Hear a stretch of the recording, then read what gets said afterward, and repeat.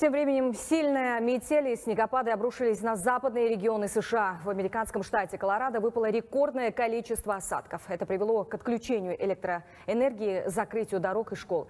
Без электричества из-за сильного ветра остались более 80 тысяч потребителей города Денвер. Высота снежного покрова в некоторых районах достигала 100 сантиметров. Непогода привела к отмене больше 800 авиарейсов. Суровые погодные условия также наблюдались и в других частях США. Град выпал в Канзасе и Миссури. Штормы вызвали мощный торнадо. Метеорологи призвали жителей оставаться дома.